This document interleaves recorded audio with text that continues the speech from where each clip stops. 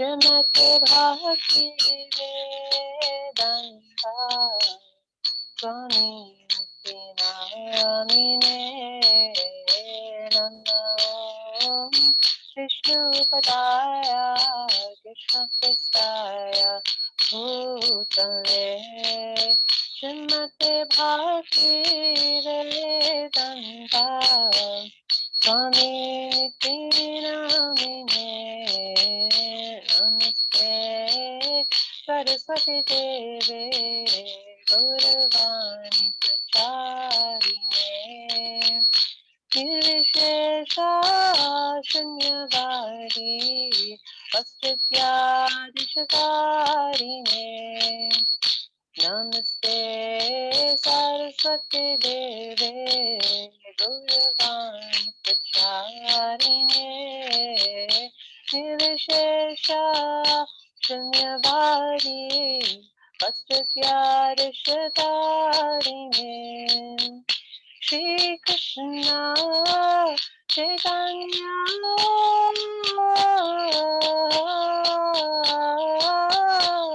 Prabhu Nityananda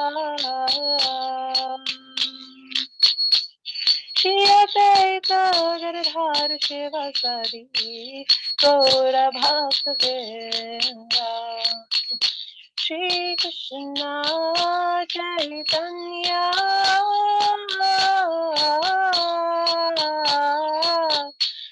Prabhu Nityananda Shri Advaita Gadadhar Shivasadi Gaura Bhakta Hare Krishna Hare Krishna, Krishna Krishna, Hare Hare, Hare Rama, Hare Rama, Rama Rama, Hare Hare.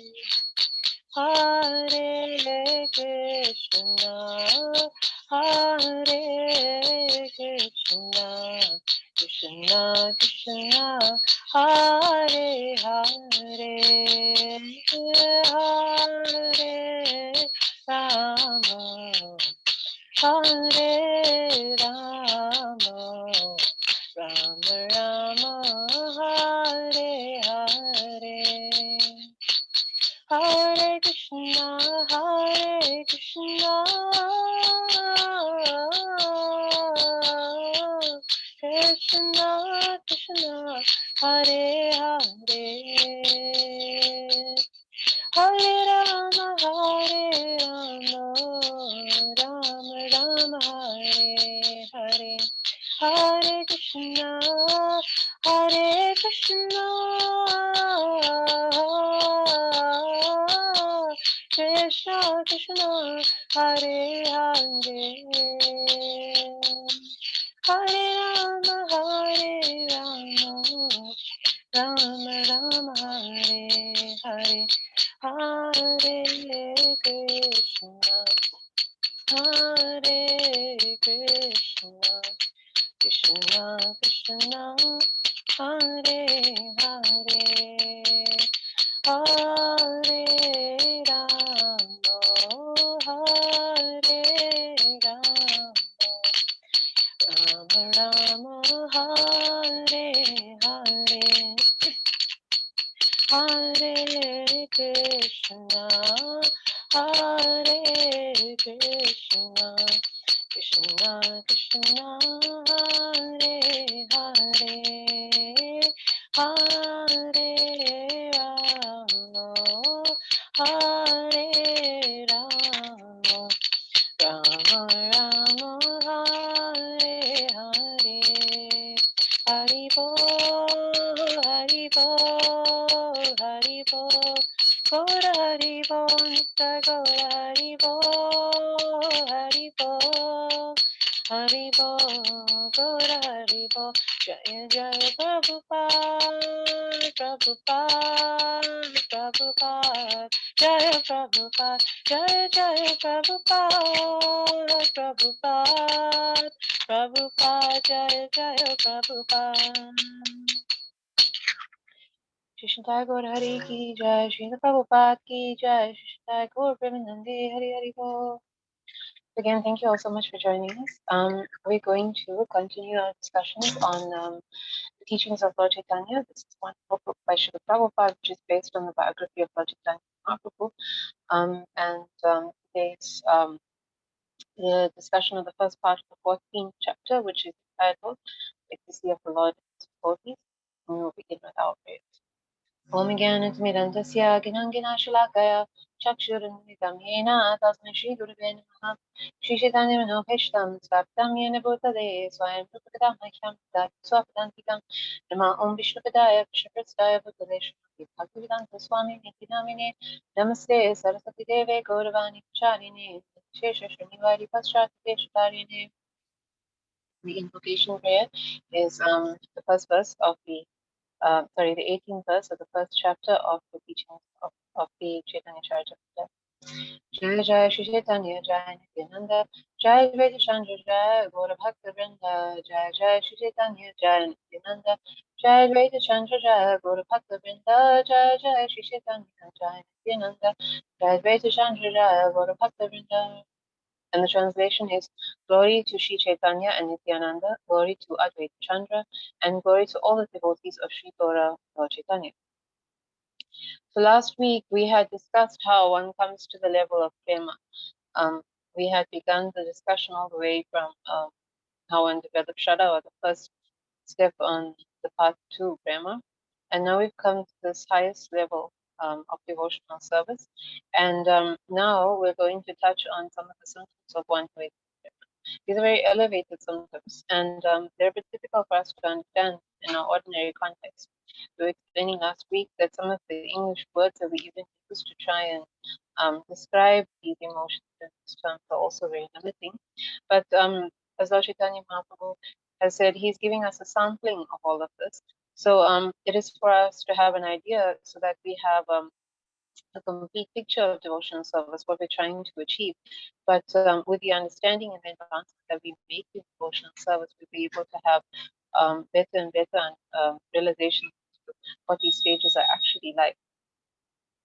So Lord Chaitanya says, according to the various divisions and gradations of devotees, permanent devotional attitudes can be divided into 5 categories: peacefulness, service to Krishna, friendship with Krishna, parental affection towards Krishna, and conjugal love for Krishna. Each division has its own taste and relish, and a devotee situated in a particular division is happy in that position. So now this is another way that Lord Chaitanya Mahaprabhu is describing the 5 relationships, that the primary relationships that one can have with Krishna as permanent devotional attitudes, or Sai Baba. We'll come to the definition of that in further paragraphs. But the important point that we're going to discuss here is that a devotee situated in a particular division is happy in that division.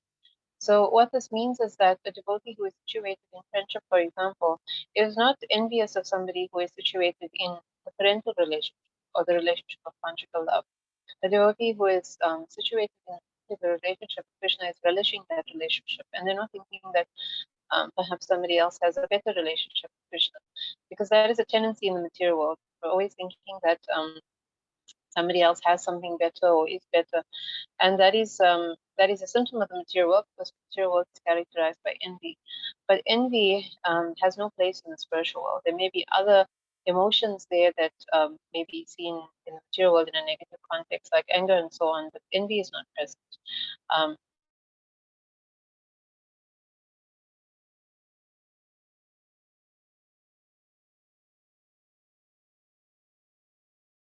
Counterpart. Even when the gopis are appearing to be envious of the flute, in the Krishna book, we know that there's a chapter where they're describing its great fortune in being able to relish the company of Krishna all the time, whereas gopis themselves don't have that ability. To the ordinary eyes, one may think of this as envy. but all they're doing is expressing their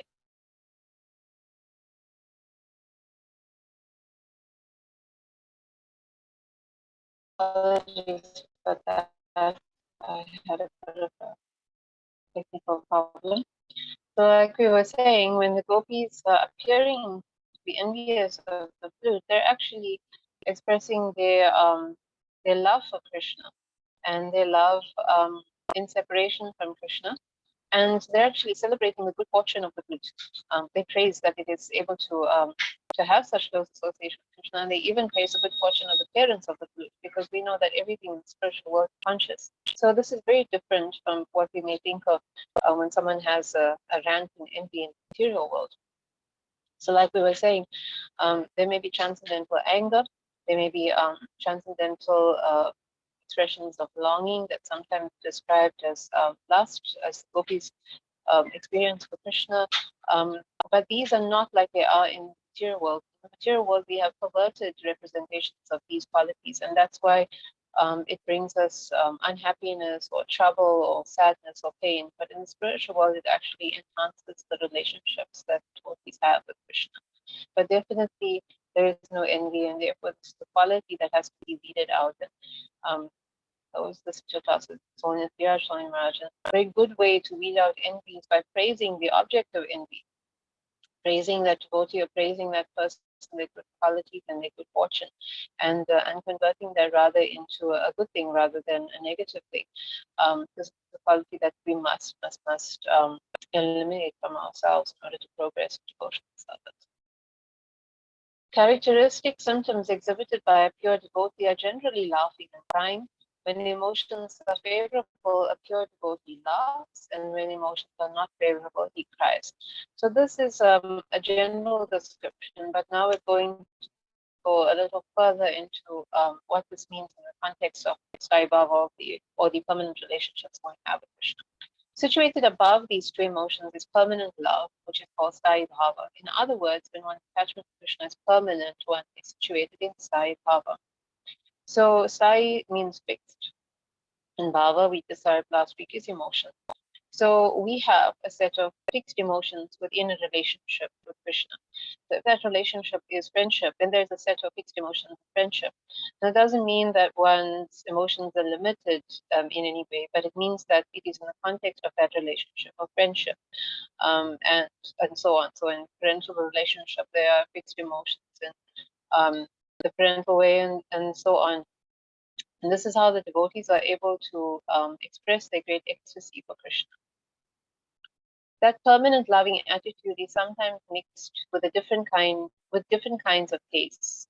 So now we're going to go into some terms. I'm going to try and describe them as best as I can after going through some devotional sources. But if there are any questions, then please stop me and I can try and explain them a bit better. So the different kinds of tastes are called Vibhava, Anubhava, and Vyabhichari. So Vibhava is a particular taste or attachment for Krishna, and it can be divided into two further categories, Alambana and Udipana. In the Agni Purana and other authoritative scriptures, that which increases one's love for Krishna is said to be Vibhava. So Vibhava we can explain in a way that that is a little a little more simpler, but a little more descriptive. It is what provokes our emotion for Krishna in that particular relationship. So it is an object or a subject that will bring out one's love or bring out one's ecstasy in the context of either friendship or servitorship and so on. So that object can actually be, that subject can be Krishna, and then it's called Alamban. So Alamban is a type of vibhav, or we call vibhav as a provoking emotion.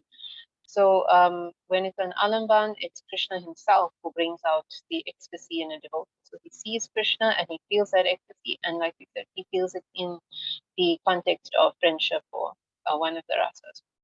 And then when it's an Udipan, Udipans include Krishna's transcendental qualities, his activities, his beautiful smiling face and the aroma of his body, the sound of his flute, ankle bells, conch shell, the marks on the soles of his feet, his dwelling place, and his paraphernalia of devotional service, such as tulsi leaves, devotees, ceremonial performances, Ekadashi.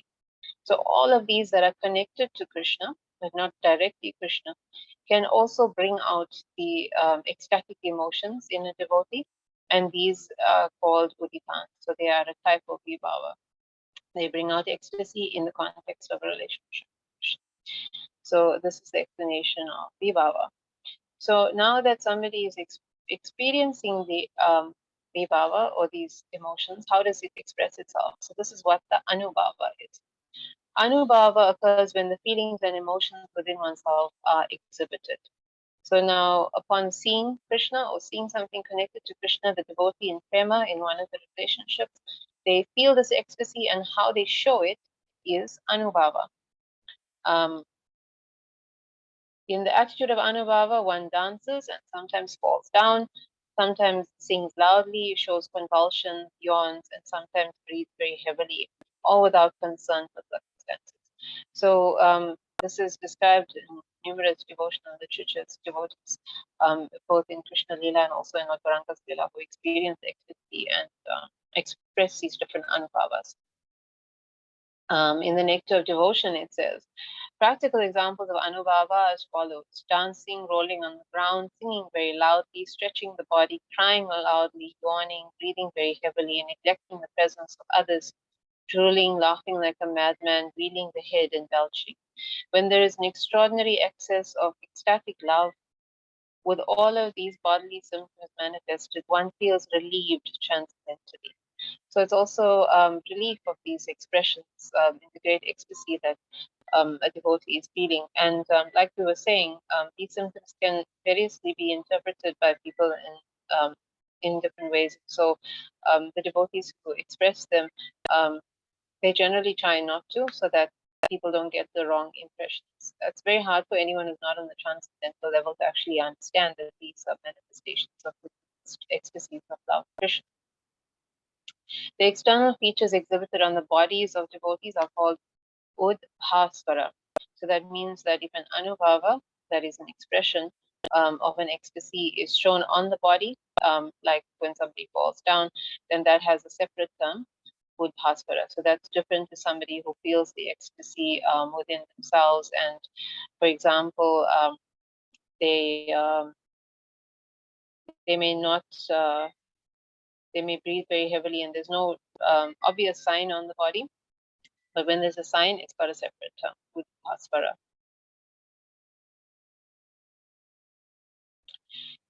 Now we come to the next term, vyabhichari. The vyabhichari symptoms are 33 in number, and they primarily involve words uttered by the devotee and various bodily features. So how we understand vyabhichari is that when someone has exposure to Krishna or anything related to him, what we said with vibhava, then they may feel a certain set of emotions. So those emotions could be delight, it could be impatience, it could be calmness, it could even be forgetfulness. So whatever that state that devotee is put into by coming in contact with Krishna, that state is called vyabhichari, and there's 33 of these different vyabhicharis, which are called sancharis. These are in the Nectar of Devotion as well. So now if you have these bodily features, the anubhava, such as dancing, trembling, and laughing, mixing with the vyabhicharis, which are these moods, all being brought on by some contact with Krishna or some contact with something related to Krishna. This is what actually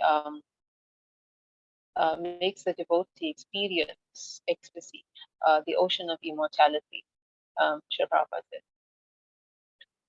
So that means that whether somebody is in that relationship of servitorship or friendship or the parental relationship, they're going to express themselves differently according to how they see Krishna, what they see of Krishna, or what is connected to Krishna, and so they have this range of emotions and ways of expressing emotions. That ocean is called the Bhakti Rasamrita the ocean of the pure nectar of devotional service, and one who is merged in that ocean is always wrapped in transcendental pleasure on the waves and sounds of that ocean. The particular rasas, flavors, or tastes of the devotees who merge into that ocean of Bhakti Rasamrita are known as neutrality, servitorship, friendship, parenthood, and conjugal love. The flavor of servitorship increases to include affection, anger, fraternity, and attachment. The flavor of friendship increases to include affection, anger, fraternity, attachment, and devotion. And in parenthood, the attachment also increases to include affection, anger, fraternity, attachment, and devotion. There are also special flavors experienced in friendship with the Supreme, and these are manifested by friends such as Subal, whose devotion increases up to the point of bhava. So now we're going into the specific relationships where these symptoms that we just described, the vibhava, the anubhava, the vyabhichari, these are expressed in servitorship, in friendship, in parenthood, and in conjugal love, and not in neutrality, which as it implies, someone's feelings are very neutral, and so they don't feel these surging ecstatic emotions, nor do they express it. But in different degrees, progressing from servitorship all the way up to conjugal love, one is getting more and more, is able to experience more and more ecstasies. So, for example, in servitorship, there is affection, anger, fraternity, and attachment. And we know that attachment is the basis for all of these ecstasies. If there isn't any attachment, then someone can't experience ecstasy. This is what Srila Rupa Goswami says in the Nectar of Devotion. And this takes us back to why someone who has not progressed through the devotional stages all the way up to getting attachment to Krishna, this is why somebody cannot experience ecstasy. It's not something like what people would say, something spontaneous that comes on just by coming in contact, for example, with Krishna consciousness, or with something spiritual in a once-off way, or at certain times. One has to be progressively uncovering their material, and getting free of their material attachments and uncovering their dormant attachment to Krishna, and then they can actually get to the point of where they can express ecstasies. So when someone also has devotion, that servitorship moves on to friendship, because devotion is taking that relationship a lot deeper. We can take a crude example. Even if we have a very good relationship with our bosses at work, we would not call that relationship friendship. Sorry, we wouldn't call that relationship devotion. It doesn't generally progress into friendship. For devotion to be there, for that friendship to be so deep that we experience that, it has to be on a certain level. So Krishna's friends, they have that devotion to him, but there are friends like Subal who have an even deeper emotion that goes even beyond friendships. As we know that even in the material world, sometimes our friendships can be considered even deeper than our familial relationships. So, of course, we can understand the devotion of parenthood, because one loves their child usually more than themselves. But of course, when that devotion is applied to Krishna, we understand that it goes to an even more extraordinary level. So this is how the emotions progress, and this is how the ecstasies also progress. All these devotees are expressing themselves in different ways according to their relationships to Krishna in these ecstatic ways. The different rasas are also divided into two kinds of ecstasy, called yoga and viyoga, or meeting and separation. In the rasas of friendship and parenthood, the feelings of meeting and separation are various. So we know that Krishna's associates, they're always looking forward to meeting him. This is very different from what we experience in the material world. Krishna's friends, they can't wait to start their day with Krishna and go off to the forest and play. And those in the parent relationship and the relationship of conjugal love, they can't wait for Krishna to return home in the afternoon. But their separation from Krishna is not like the separation of the material world, which is not considered a very good thing. In the spiritual world, the separation is so deep, the love for Krishna is so deep that in separation, one becomes even more acutely aware of Krishna's presence than if he was right there. And so the devotees are experiencing ecstasy even in separation, and specifically this is called yoga and yoga. The situation is known as Rudha, advanced, and Adi Rudha, highly advanced, are possible only in the rasas of conjugal love. So now we come to the highest of all the rasas. Conjugal love exhibited by the queens at Dwarka is called Rudha, and conjugal love exhibited at Vrindavan by the damsels of Raja is called Adi Rudha. So these relationships are very advanced. The relationships with the queens, therefore called Rudha, but it's very traditional in that of being husband and wife. And therefore, even more advanced than that is the relationship with the gopis, conjugal love, Adi Rudha. Very, very, very much beyond our understanding. But it is enough that we know of it, and we know that this is what is experienced between Krishna and his beloved devotees in this rasa. And as we said, we will learn more about it as we become more advanced. The two divisions of ecstasies experienced in the relationship of conjugal love are Sambhoga, meeting, and Vipralamba, separation. On the Sambhoga platform, the ecstasies are unlimited, and on the Vipralamba platform, they are four in number. The ecstasy exhibited before the lover and beloved meet, the ecstasy exhibited between them after meeting, the state of mind experienced by not meeting, and the state of mind experienced after meeting but fearing separation are called Vipralamba. The Vipralamba serves as a nourishing element for future meetings. When the lover and beloved meet all of a sudden and embrace one another, they feel an ecstasy of happiness, and the state of mind they experience in that ecstasy is called Sambhoga. Such symptoms are also visible during dreams. So the Sambhoga platform, the ecstasies are unlimited. So it means that by the combination of seeing Krishna, seeing objects related to Krishna, all the Vyabhicharis, the Anubhava, we can understand what it means. Depending on the different contexts that Krishna and the devotees are meeting, there could be unlimited ecstasies. But in Vipralamba in particular, there's four. And in the next paragraph, we're going to have a little more discussion on that. So the importance of the Vipralamba Bhav is that this is where the ecstasies are so great, even higher than when the devotee meets Krishna and Sambhog. And Srimati Radharani experiences, because of her depth of love, she experiences the ecstasies of Vipralamba to a level that no one else, all of creation, material and spiritual, experience. So the importance of us knowing this is why Lord Chaitanya appeared in the for the internal reason of experiencing this Vipralamba Bhav. We know that he had the external reason. He was distributing love of Godhead and establishing the Yoga Dharma by chanting, by which one can experience love of Godhead. But he also wanted to experience Srimati Radharani's ecstasy, particularly this ecstasy of Vipralamba Bhav. So he took on her mood, and with his most confidential associates towards the end of his manifest pastimes, he was able to experience Vipralamba Bhav, great ecstasies, and thus fulfill his desire to know the depth of her love. The mental state experienced before meeting is called Purvaraga. That's one. The obstacles that impede the meeting between the lover and the beloved are called mana or angas. That's two. When the lover and beloved are separated, the mental state experience is called pravasa. Feelings of that stream. Feelings of separation which are present under certain conditions even when the lovers meet are called love anxieties or prema vaichyatya. Such love anxieties are exhibited in Srimad Bhagavatam, Canto 10, Chapter 90, text 15 by Krishna's queens who kept awake nights and watched him sleep. Afraid of being separated from Krishna, they talked among themselves about how they had been affected by his beautiful eyes and smile. So we have a fair idea of the first three, that when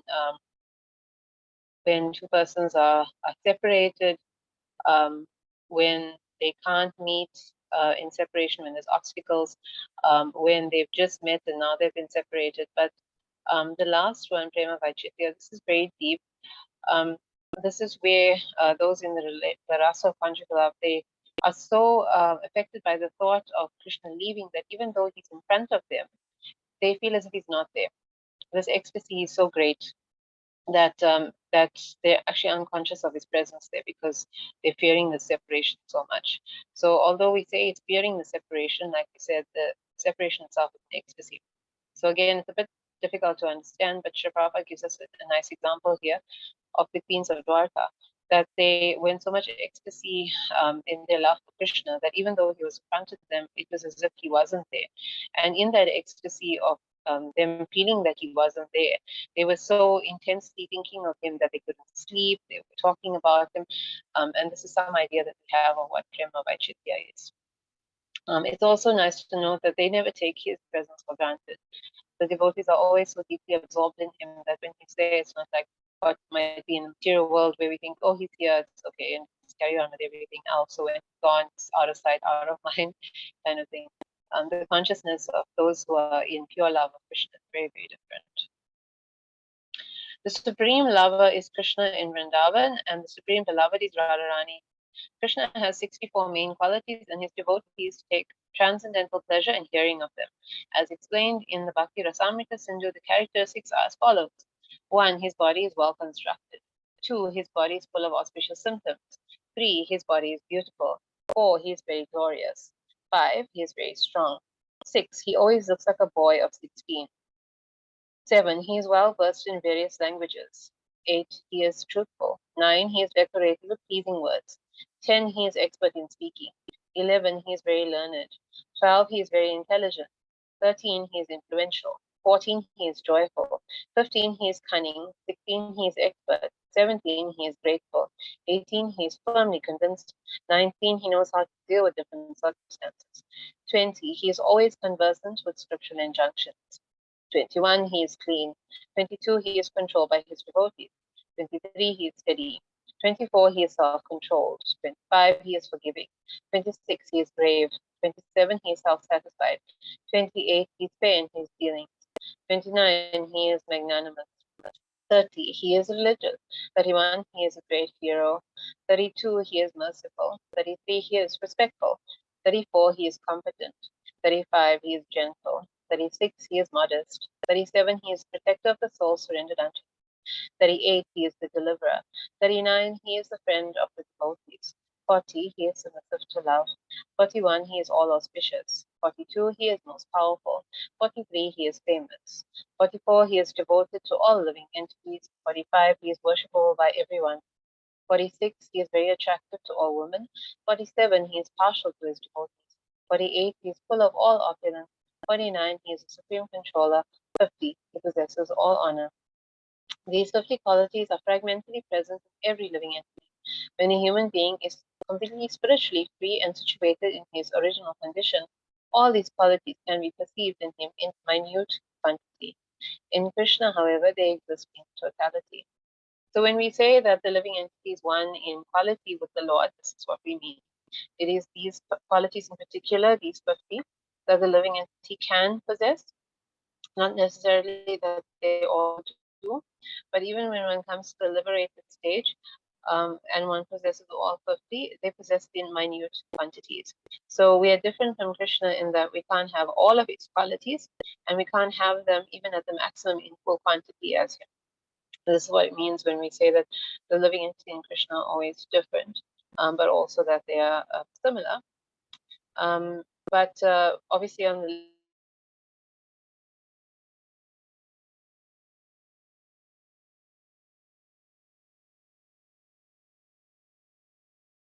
one gets a good quality of demigods. The demigods themselves, being jivas or living entities, all the way up to Lord Brahma, they also only at maximum can have these 50 qualities of Krishna, and in the qualities, in the quantities that a living entity is allowed. And one who is engaging in devotional service can therefore develop, as Srimad Bhagavatam says, the qualities of the demigods. This is the great power of devotional service. There are 5 other transcendental qualities mentioned below, which can be seen in Vishnu, the Supreme Lord, and partially in Lord Shiva also, but they are not visible in ordinary living entities. So not even demigods, all the way up to Lord Brahma. These qualities are as follows. He is always situated in his original condition. He is omniscient. He is evergreen, always fresh. He is eternally blissful. He is a master of all perfection. So that he is situated in his original condition.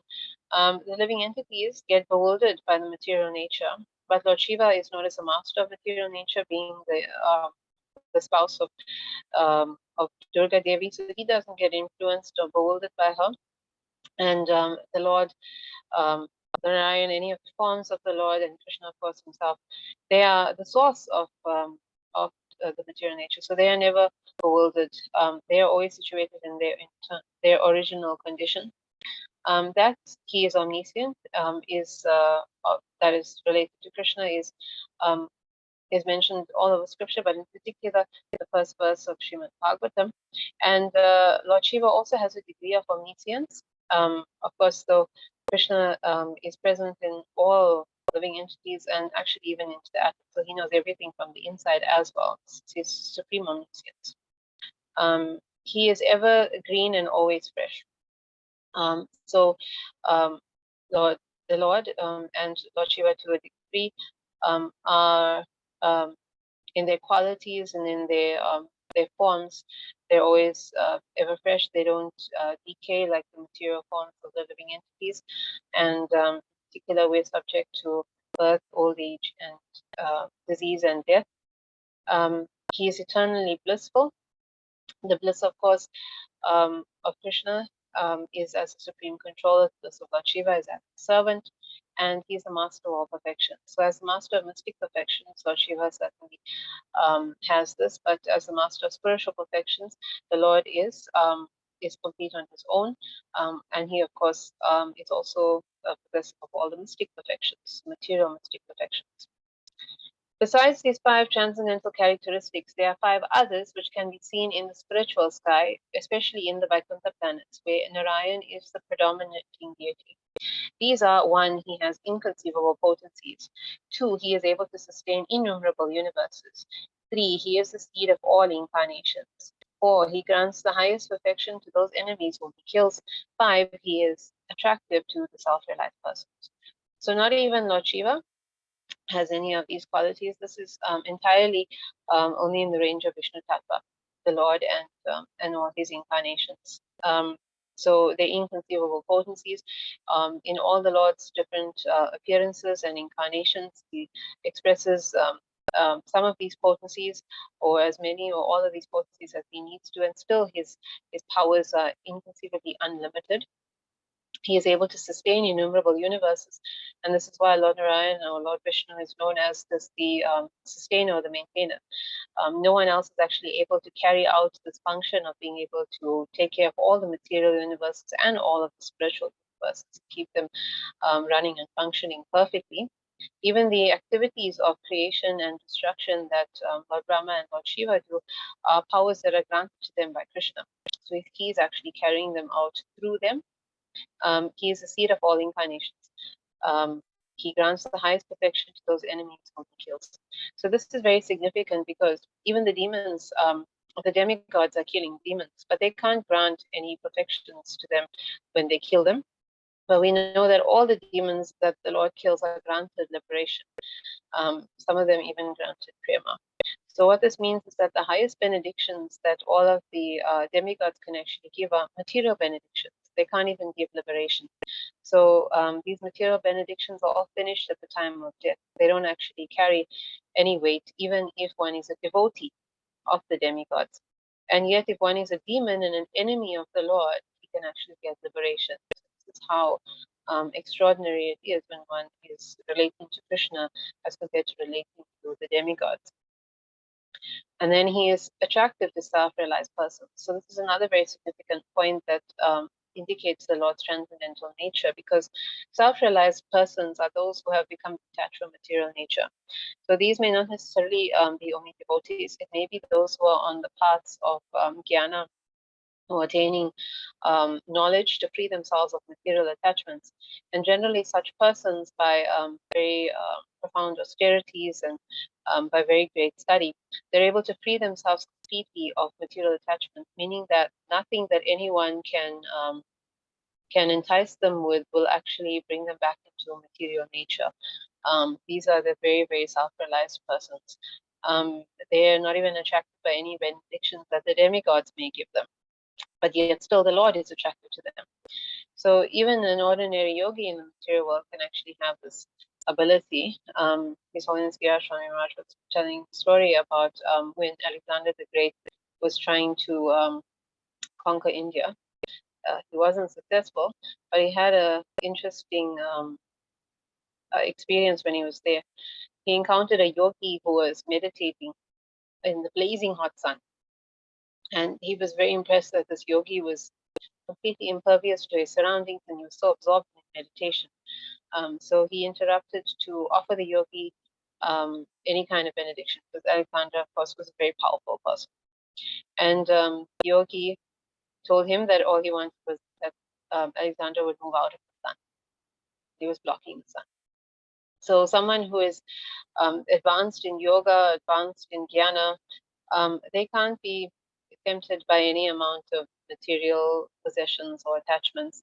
They've completely transcended the attachments of the material world. And that is a pretty great thing, because everyone we know is just running after all kinds of material possessions. But still, such detached persons are attracted by Lord Narayan or attracted by Lord Krishna. Foremost examples of that is Sukadeva Goswami, who was actually such a self-realized, liberated person, and the four Kumaras. So they were transcendentalists. They weren't engaging in devotional service. They had become fully self-realized on their own and detached from all material things. But as soon as they came in contact with the Lord through the ways, the four Kumaras, through smelling the tulsi leaves that were offered to the lotus feet of the Lord, and Sukadeva Goswami through hearing the Lord's glories and descriptions of Srimad Bhagavatam, they were immediately attracted by him. So that's how attractive the Lord is. He can attract even those who are not attracted by anything else.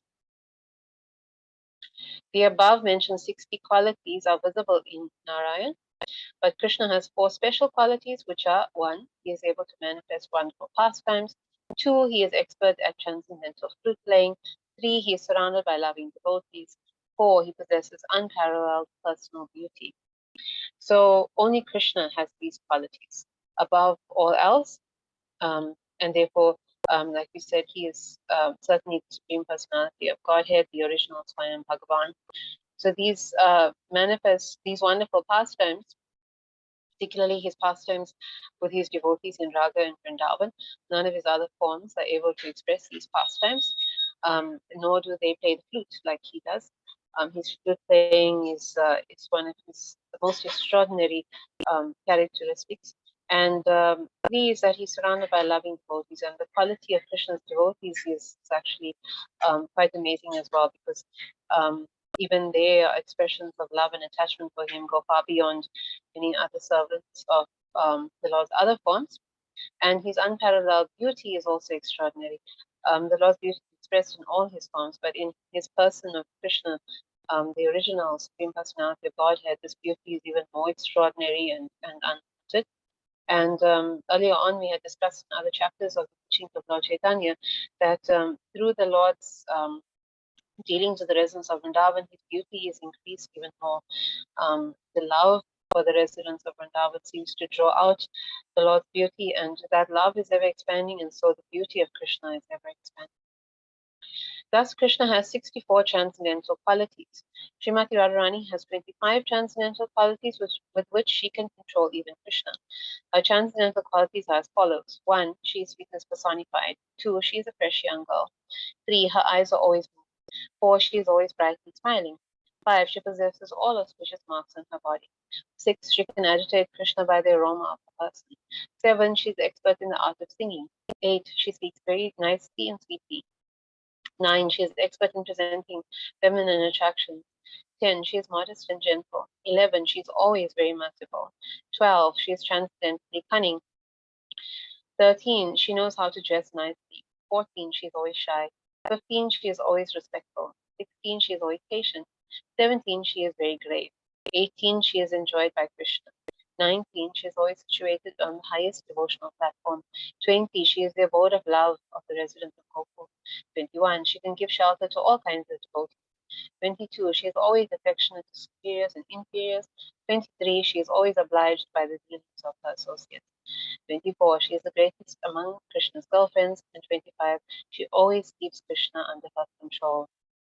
Thus, Krishna and Radharani are both transcendentally qualified and they attract one another. But Radharani's transcendental attractiveness is greater than Krishna's, for her attractiveness is the transcendental taste in conjugal love. Similarly, there are transcendental tastes in conservatorship, friendship, and other relationships with Krishna. These can be described with reference to the context of the Bhakti Rasamrita Sindhu. So there are many wonderful descriptions that are given in the Bhakti Rasamrita Sindhu by Srila Rupa Goswami, and Srila Prabhupada has presented the nectar of devotion that is based on this book. So it is a wonderful read. One wants to understand these topics that we've discussed particular today in more detail. And for this section of Lord Chaitanya's teachings of Sanatana Goswami that began in chapter 3, we've basically come to the end, and it has been a very wonderful journey understanding all of this by their mercy. So there are some concluding words that will come up in the second half of this chapter, which we will cover next week. So please do join us. And thank you all for your kind. Srila Prabhupada ki jai, Shishtai Gaura Hari ki jai. Are there any questions, comments, or clarifications?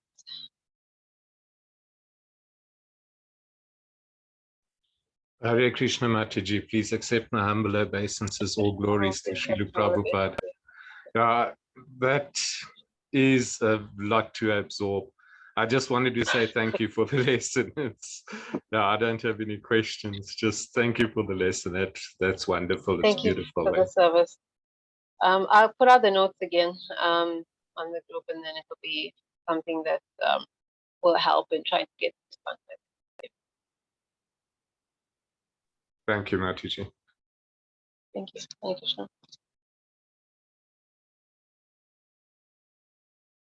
Are there any other questions? Hare Krishna Mataji, thank you very much for a very, very wonderful class. I have a question.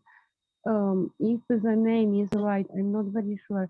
The forest of Jarikanda, where Lord Chaitanya, when he was chanting, all the animals started chanting and the stones melted. Where is this forest? In Vrindavan or somewhere around us? Yeah, it's on the way. So it's between West Bengal and Vrindavan in the Jharkhand region. His Holiness Nrsimha Swami Maharaj was recently there. So he was explaining about where it's situated. The province is not called Jharkhand. One of the forests we spoke in the beginning of the class, like Balavan. No, it's not. No, it's not. It's not in the. It's not in Vrindavan. It's in a province that's on the way. It's in between where Lord Chaitanya was traveling to Vrindavan. So it's on the way to Vrindavan. Thank you very much, Mataji. Very wonderful class. Welcome. Thank you for the service. Hare Krishna.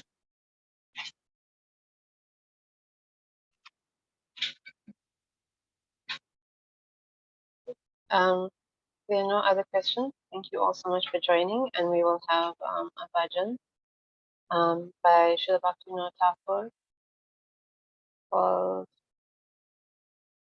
Jeev Jago or Chandra Bol. And we are so grateful to Lord Chaitanya Mahaprabhu for coming to wake us up. This is what the basic meaning of this bhajan is. The knowledge that he's given us, what we've been going through on this wonderful journey in the last few weeks. This has not been given by anyone before. And he's also given us the mercy of all his devotees so that we can attain this even more easily. Jeev Jago, Jeev Jago, Chanda Bole,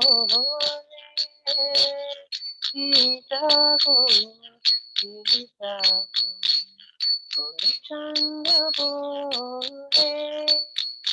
Kotandra Jao Maya, Shashira Kole, Kotandra Jao Maya, Shashira Kole, Pajiva Kole Aike, Sansara Vitare, Pajiva Kole Aike, Sansara Vitare, Uniaro Hile Tumi, Avidyar Bhare, Uniaro রহিলে তুমি আবিদ্যার ভারে, তোমার লইতে আমি হইনু অবতারা, তোমারে লইতে আমি হইনু অবতারা। আমি দীন বন্ধু আরা, কে আছে তোমারা, আমি দীন বন্ধু আরা, কে আছে তোমারা। এনেছি ঔষধি মায়া, নাকি ভালো লাগে, এনেছি ঔষধি মায়া, নাকি ভালো লাগে। হরি নাম মহামন্ত্র লাও তুমি মাগে, হরি নাম মহামন্ত্র লাও তুমি মাগে। ভগতি বিনোদ প্রভু চরণে পড়িয়া, ভগতি বিনোদ প্রভু চরণে পড়িয়া। সে হরি নাম মন্ত্র লইল মগিয়া, সে হরি নাম মন্ত্র লইল মগিয়া। জীব জাগো, জীব জাগো, তোর চন্দ বলে, জীব জাগো, জীব জাগো, তোর চন্দ্র বলে। কোথ নিদ্র যাও মায়া পিশাচির কোলে, কোথ নিদ্র যাও মায়া পিশাচির কোলে। হরি বল, হরি বল, হরি বল, গৌর হরি বল, নিত্য গৌর হরি বল, হরি বল, হরি বল, গৌর হরি বল। জয় জয় প্রভুপাদ, প্রভুপাদ, প্রভুপাদ, জয় প্রভুপাদ, জয় জয় প্রভুপাদ, প্রভুপাদ, প্রভুপাদ, জয় প্রভুপাদ, জয় জয় গুরুদেব, গুরুদেব, গুরুদেব, জয় গুরুদেব, জয় জয় গুরুদেব, গুরুদেব, গুরুদেব, জয় জয় গুরুদেব। Krishna Jai, Gaura Hari ki jai, Srila Bhaktivinoda Thakur ki jai, Srila Prabhupada ki jai, Shishtai Gopinande Hari Hari Bol. So we will read the translation. Lord Gauranga is calling, wake up, sleeping souls. Wake up, sleeping souls. How long will you sleep in the lap of the witch called Maya? You have forgotten the way of devotional service and are lost in the world of birth and death. I have descended just to save you. Other than myself, you have no friend in this world. I have brought the medicine that will wipe out the disease of illusion from which you are suffering. Take this Mahamantra.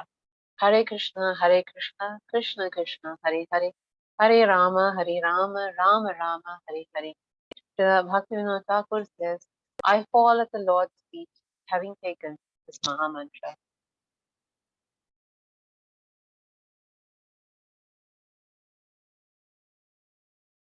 So once again, thank you all so much for joining, for your kind attention.